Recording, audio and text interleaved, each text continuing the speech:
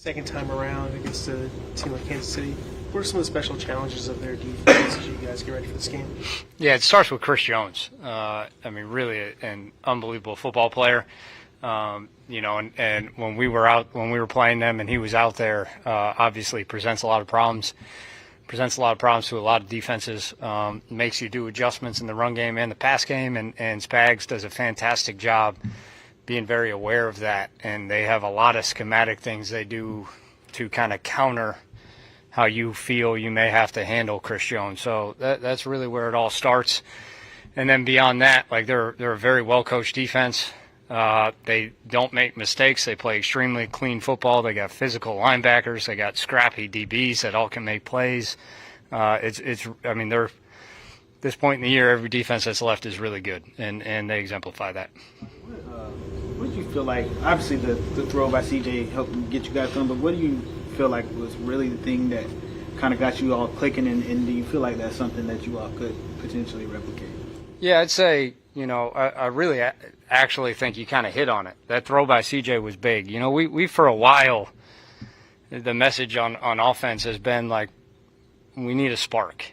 We've been doing a lot of efficient things. We've been doing some good things. Really, until that play, we were still doing good things. We put the ball on the ground, which didn't help, and had three turnovers at the end of the day. But outside of like getting in our own way a few times, we actually were moving it fairly efficiently when we were executing, especially with the quick passing game. And it still just wasn't – everything wasn't rolling yet. A lot of times you just need that energy boost. You need something to just galvanize everybody and get everybody together. And I think that play, did exactly that.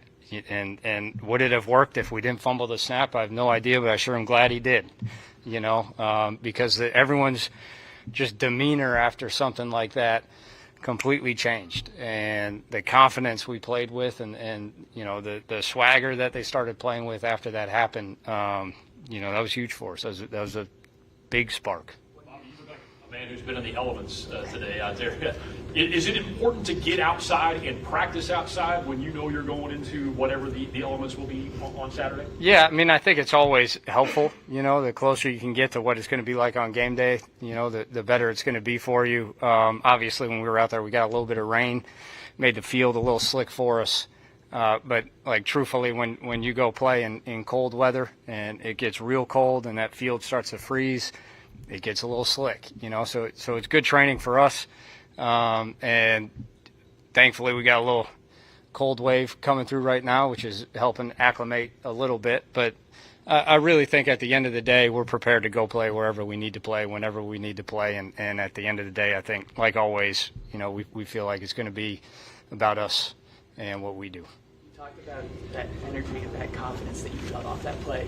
As a play caller, does that affect you at all to be able to be a little bit more aggressive or kind of navigate the game a little bit there? I haven't really reflected on that, if I'm being honest with you, as far as if it changed what I did. My reaction right now would be it does not. Really, you're always trying to call plays that you think are going to work, that are going to take advantage of what they're doing, and that doesn't really change. Might have changed in that specific situation because we were really close to a 2-minute tight drive. My mindset as far as how aggressive we wanted to be trying to go score, as opposed to maybe milking the clock a little bit, not letting them have a lot of time on the clock. But I would say overall, no. I'd say the thing that affects you the most as a play caller is when both phases, when the run and the pass game are both working together, then that can change your mindset. That can get you in a place where you feel very confident that whichever way you go, you're going to find a way to get 5, 6, 7 yards, regardless of what happens. Stay on schedule. And when you stay on schedule, that's when you have the opportunity to take some shots if they're available.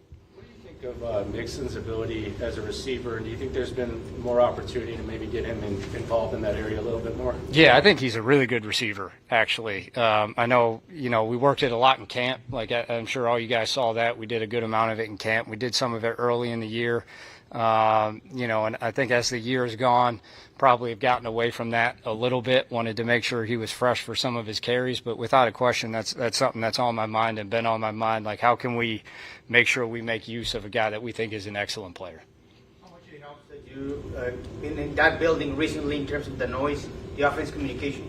Yeah, I mean, it always helps going to Arrowhead to just let guys see what it's like, feel the environment. But my gut tells me when we go there in the playoffs, it's going to be a different animal. And, you know, that's something we've talked about a lot. That's something we've seen a lot. You know, we've kind of dug into some old film and old TV copies just to see what it's like in the playoffs at Arrowhead, and is it that much different, and what. So we've talked about it a lot, and that's going to be a huge challenge for us. We got to make sure that we own the things that we can control, and our operation in the huddle, our operation at the line of scrimmage is without a doubt something we have to own in this game.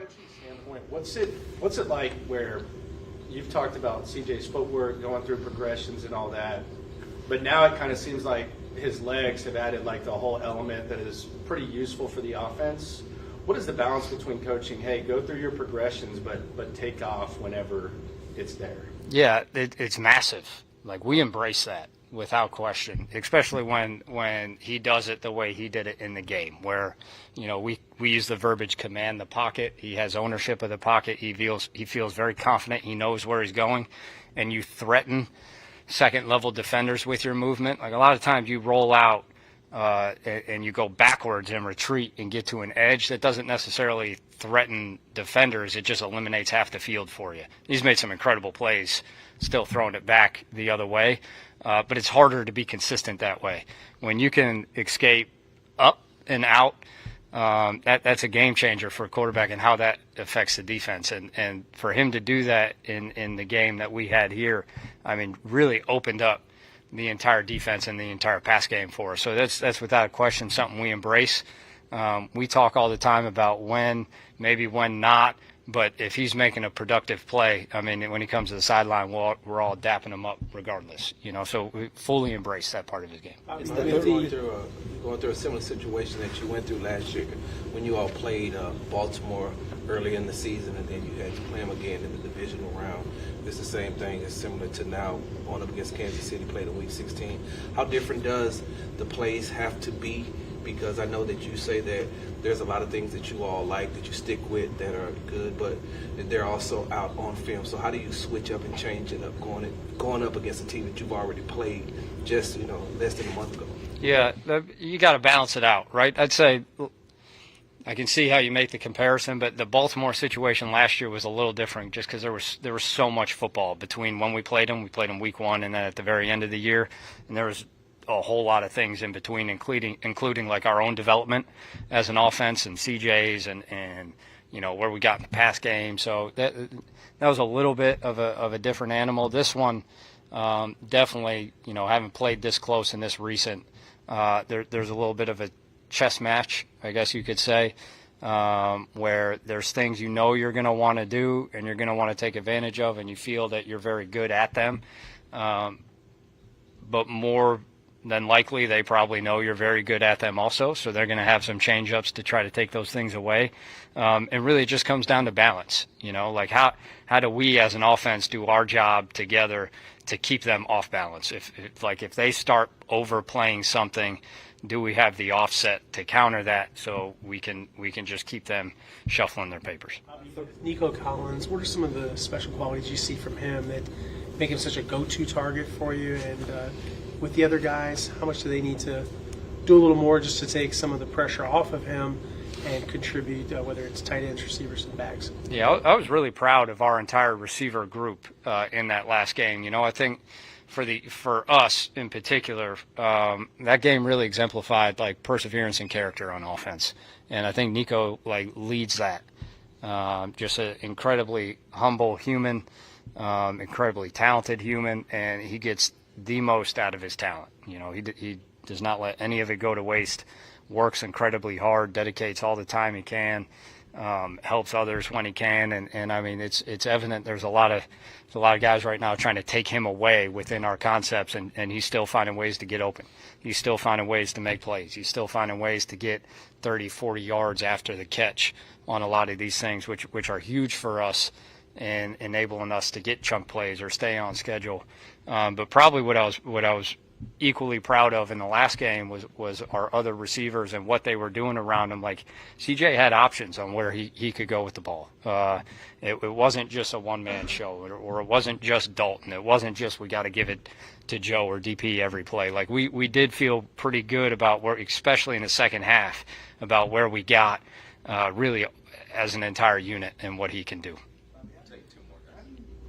Without giving away the game plan, unless that's what you want to do, how do you go about, thinking about the offensive line combination with Shaq coming back and you got people out of place, but they played well last week? How do you go about thinking about that? Yeah, I think it's a continuous work in progress. We'll see how Shaq looked as we go through this week. We'll see how Juice looks, and we'll see what we think is the best combination of the five to have out there to help us go win that game. But that really is going to be an ongoing process through the rest of this week up until the game.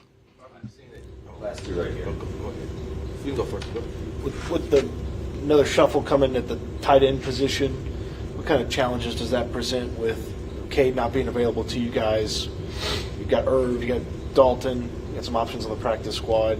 How do you go about maybe using those guys and how maybe who feels what Cade was doing for you guys? Yeah, I'd say it's going to be a group effort. It really, it hurts losing Cade like that. I think Cade was playing his best football for us.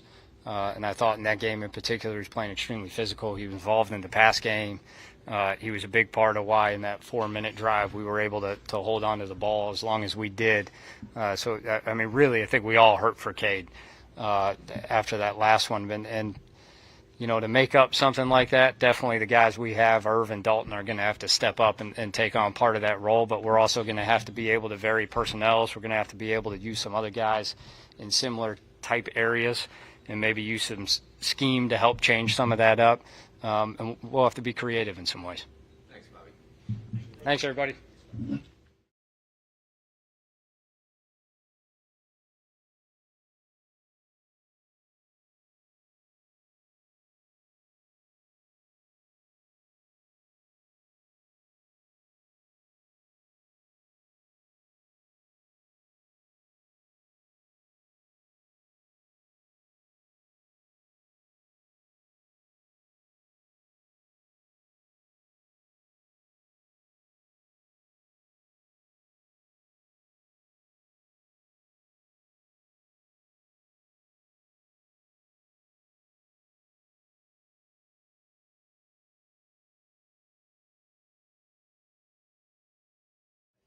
When it comes to Patrick Mahomes and some pretty of good. the things that I agree, some of the things he'll do to throw from all angles, buy himself time, and throw to a variety of guys. What are some of the things you try to stress to your guys to try to defend? Yeah, and again, I feel like maybe we talked about the first time we played him that I would say in conjunction with that, I think their receivers are some of the best because of the style and like them playing with him. I think they're some of the best at uncovering.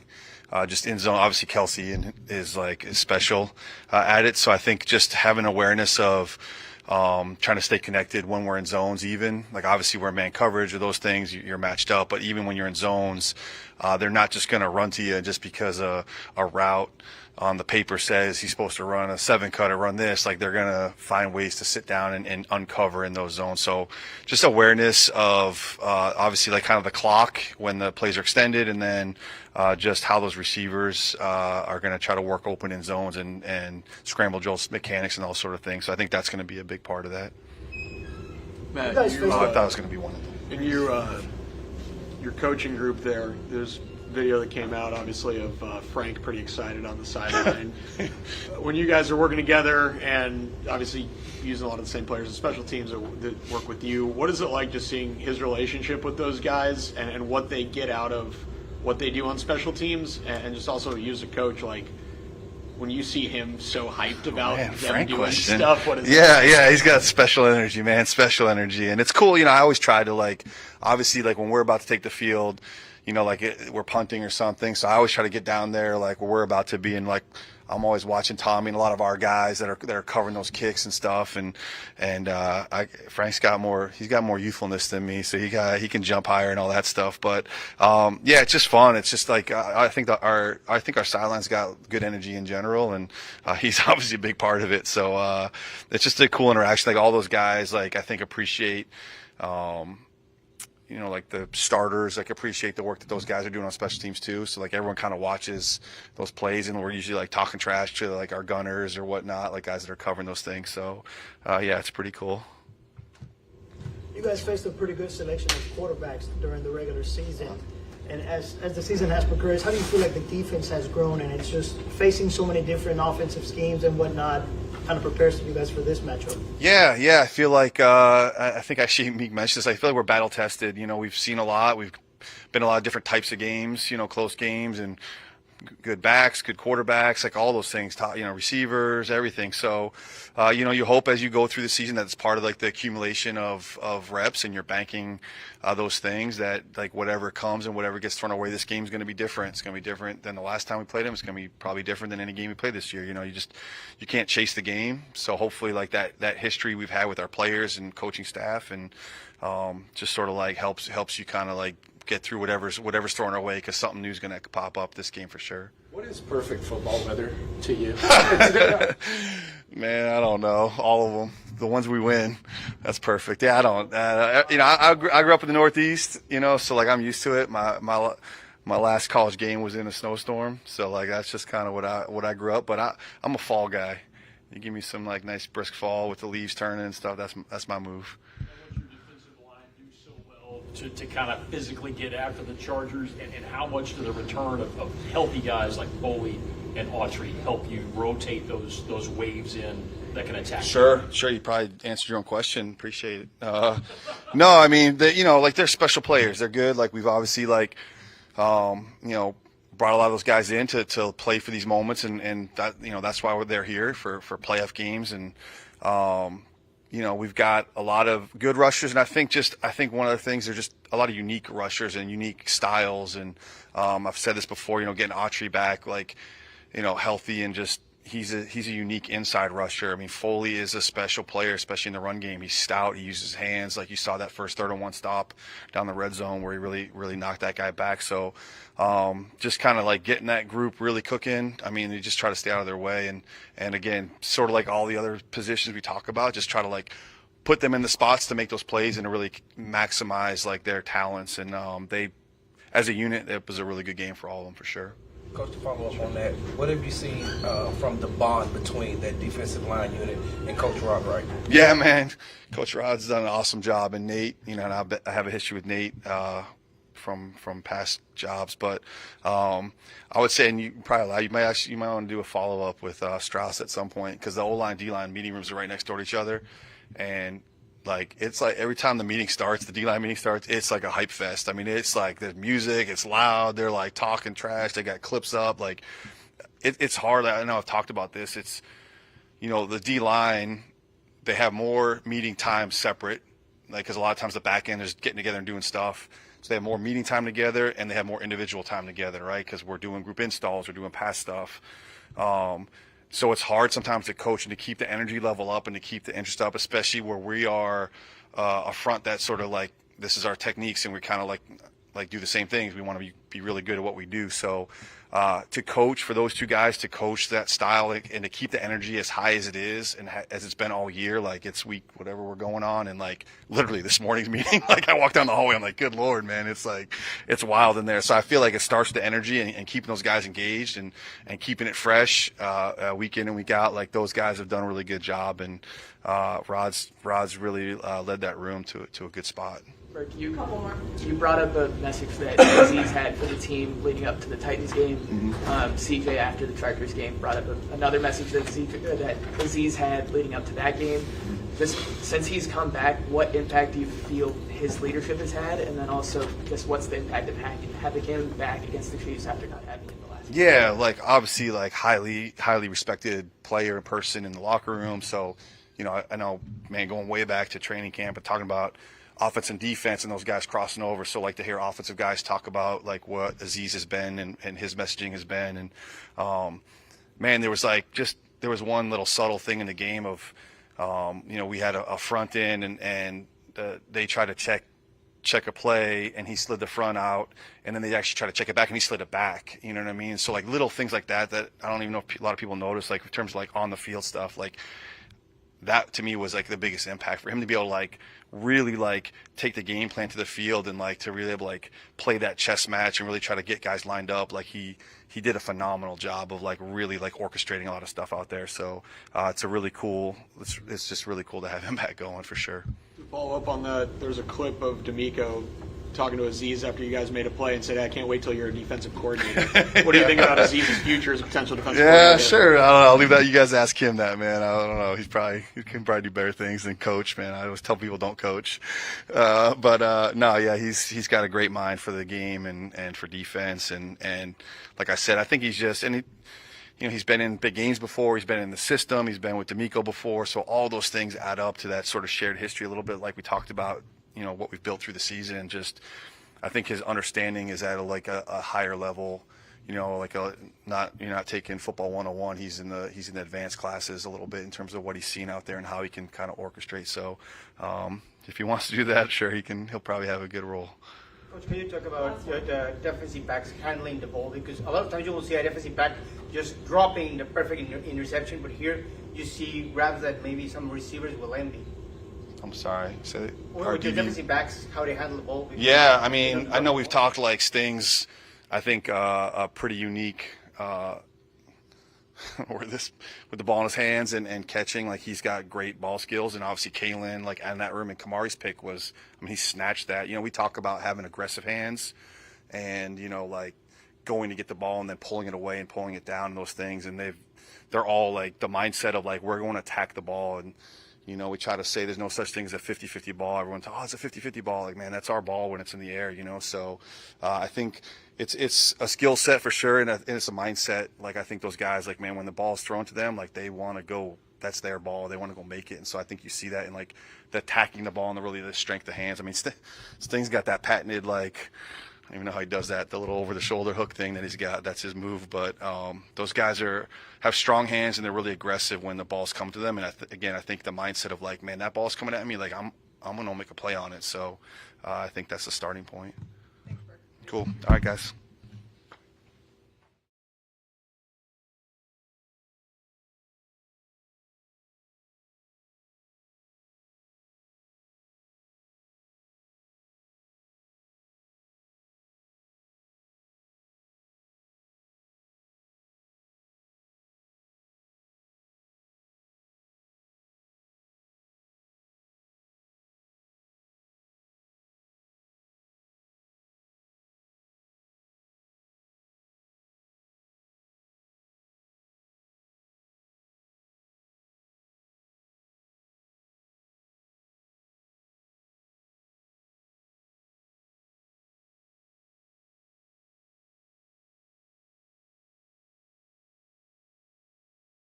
Couldn't be more excited for the divisional round. What an opportunity for Houston Texans special teams. It's not every time, like I've made this analogy to Kaimi before. We were playing the New England Patriots, and he had missed a kick from, I think, the 39-yard line left hash. We marched out there the next possession or a possession or two later and got a field goal opportunity from the 40 on the left hash, and he made it. And just your opportunity to redo. And I thought that was unique. So in my mind, man, what can we learn from the experience we had before going in against the best team in the AFC and when the stakes are at their highest? So couldn't be more excited about taking some good energy from last week's win and taking it over to Kansas City and seeing what we can do. These guys are, coached by Dave Tobe. We had talked about that a few weeks back. And dynamic return game. So it's going to start with us defending whoever they put back there, whether that's Nico Ramijo or if McCole Hardman ends up returning kicks and punts for them. So talk about legitimate speed, defended Hardman sideline to sideline, and really cupping the football as a leverage point. And we got to play fast. We got to use our speed and make sure our guys know, like, hey, doesn't matter what the turf, what the track, whatever it is, hair on fire. We need them to make sure they feel our speed. So find a way to impact this game. Excited for the opportunity to take your questions. Obviously, everything's magnified in the playoffs, offense, defense. Do you think special teams get even a little bit more magnified if you're able to make a splash play? Absolutely. I mean, look at the percentages of any time there's a takeaway in a football game from the special teams phase. Why? Is because most of the time these teams are very efficient offensively, defensively, and that hidden yardage it means more against better teams. So you're talking about field position. Well, if you're able to take a return to their half of the 50, for example, like it's hard to get down there as an offense against a good defense and vice versa. So everything's magnified.